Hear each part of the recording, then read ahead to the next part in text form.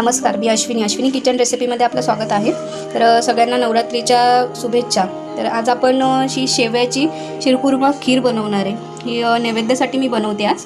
तर बघूया आपण ही खीरीला जे लागणारे साहित्य आहे। मी 1 वाटी दूध घेतले आणि हे काही ड्रायफ्रूट्स घेतले आणि वेलची आहे 2, ही अर्धी वाटी साखर घेतली आहे आणि आपण हे गोवर्धनचं घी वापरणार आहे आणि ह्या 1 वाटी शेवया आहेत। तर आपण ह्या आधी शेवया तुपामध्ये घीमध्ये व्यवस्थित फ्राय करून घेऊया। 1 चमचा आपण घी टाकलेले आणि आपण सेवया टाकणार याच्यात। तर आपल्याला घी मध्ये व्यवस्थित फ्राय करून घ्यायचे।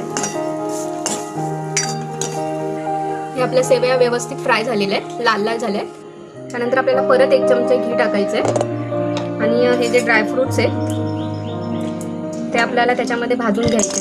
अख्खेच्या अख्खे आपल्याला ड्रायफ्रुट्स भाजायचे,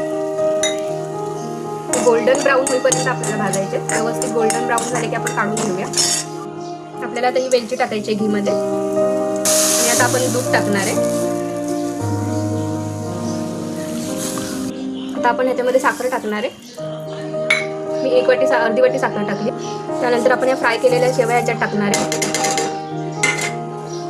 आता आपल्याला या जे शेवया आहेत त्या आपण दुधात टाकल्यात। आपल्याला कमी कमी 5 मिनिटं बॉइल्ड होऊन द्यायचे, मग नंतर त्याला थिकनेस येईल।